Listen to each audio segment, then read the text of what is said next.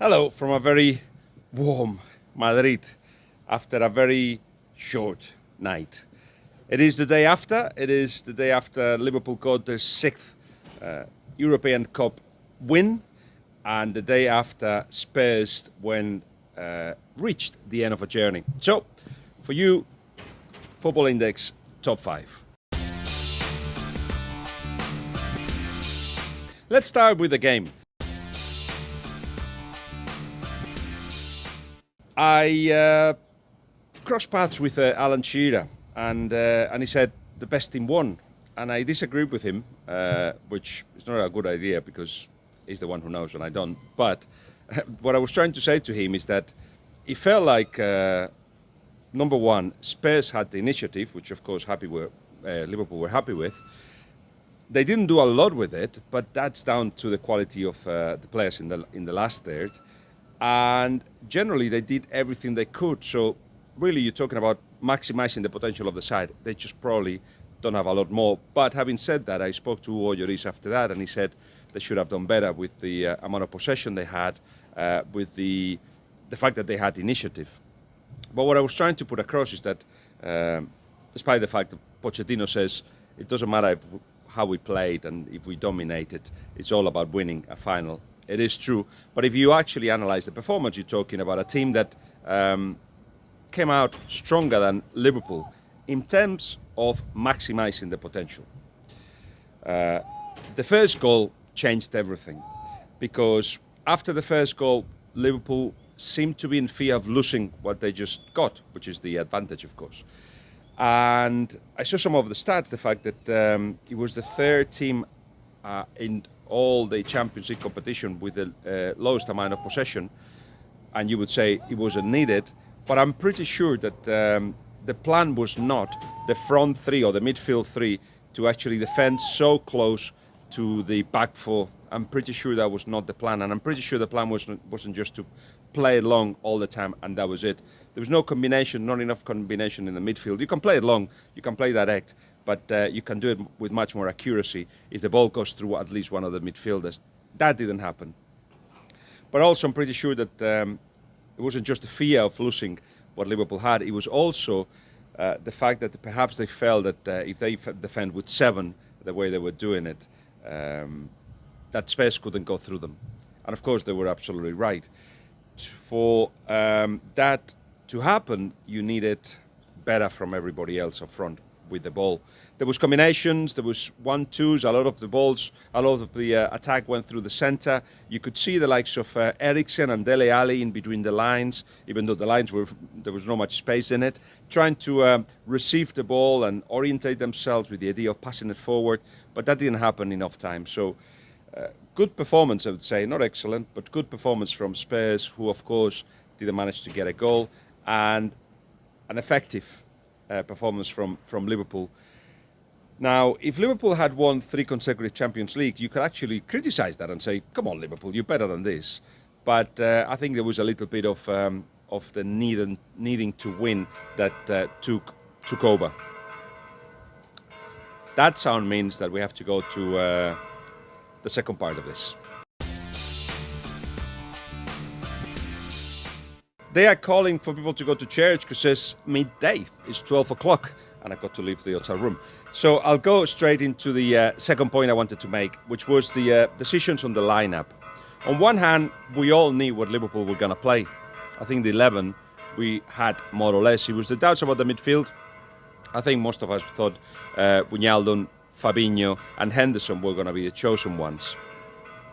The fact that everybody knows the lineup, everybody knows how Liverpool plays, suggests to me that they were confident, and they have to be, and they will be from now on as well, that it doesn't matter. They can come into the pitch and beat anybody. It doesn't matter if people know the lineup.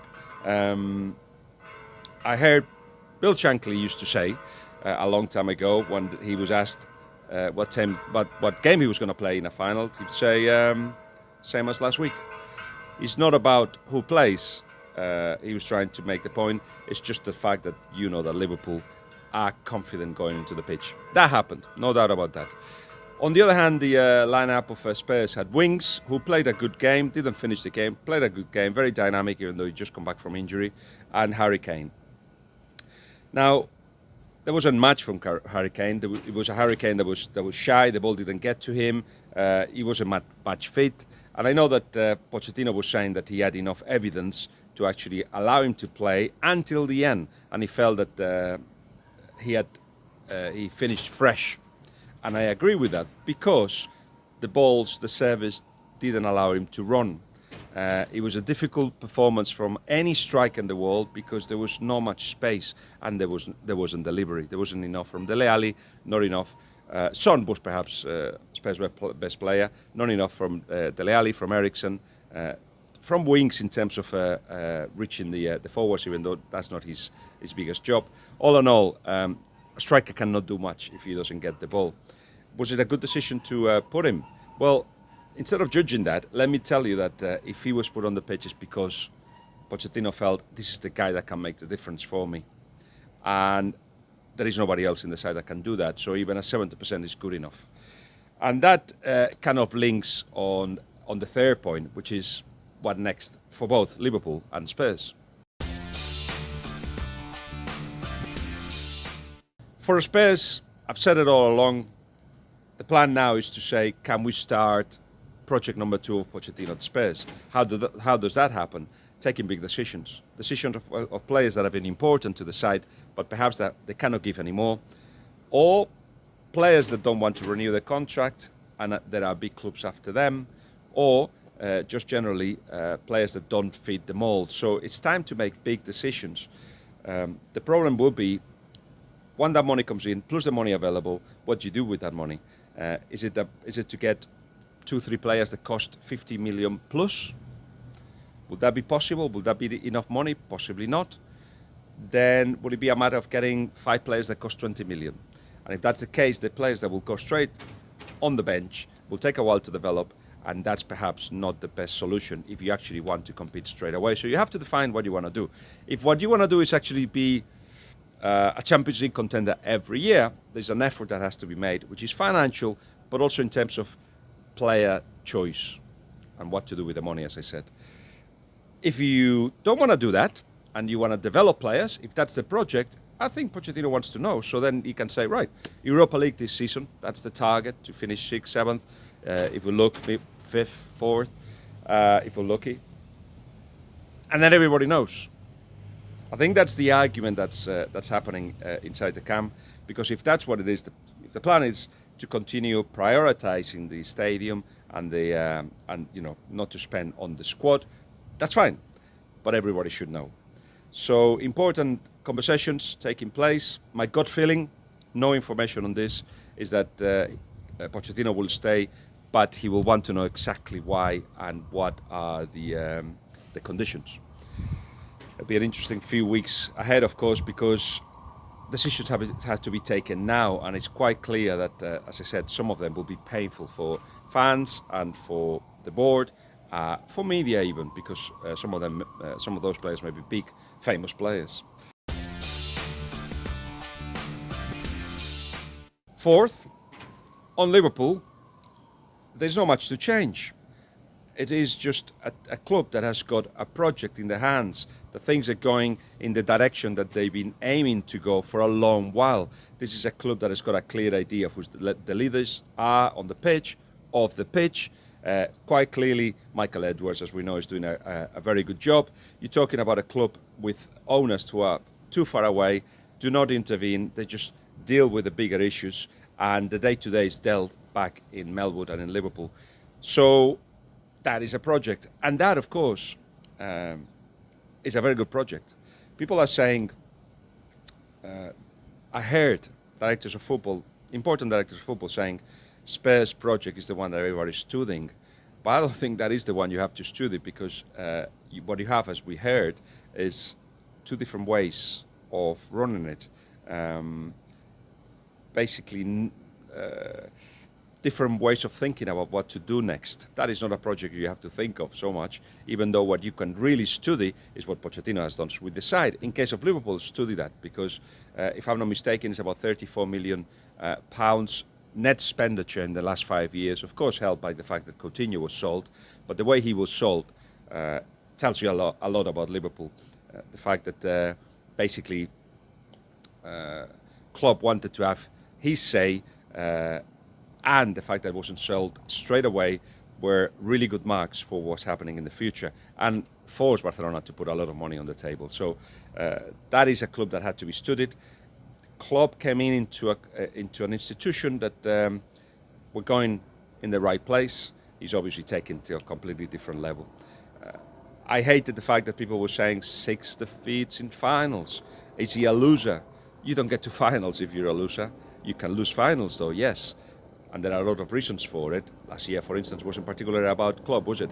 This year, it was, of course, it felt like the players wanted to give their manager the victory, and to do so, they perhaps didn't play the best football. In fact, Robertson tells me exactly that it was a poor performance from Liverpool. Everybody will agree on that. And that's what hurts right now this morning Spurs a little bit more, because it seems like a missed opportunity.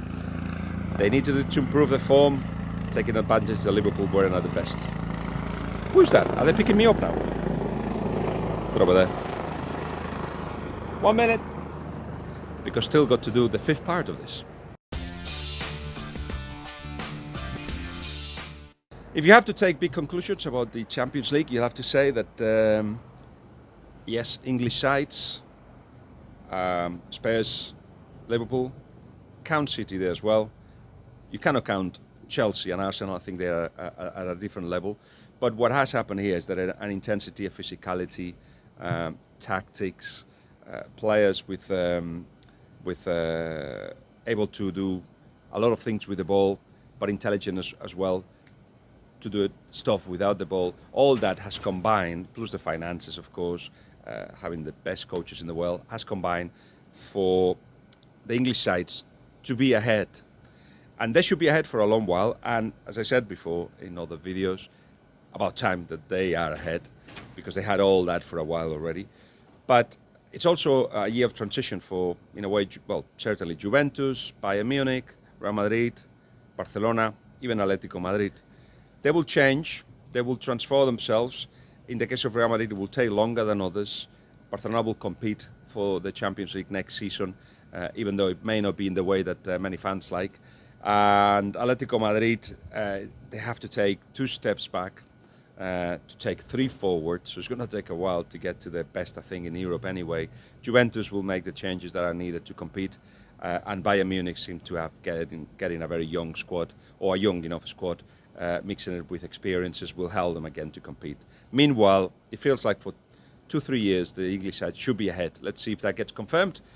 Right now you're talking about 2 English sides winning, of course, the 2 European titles, the 3rd one as well, the Super Cup in the summer, and you have to congratulate them. It's been a pleasure to see that progression. It's been a pleasure to report on that progression.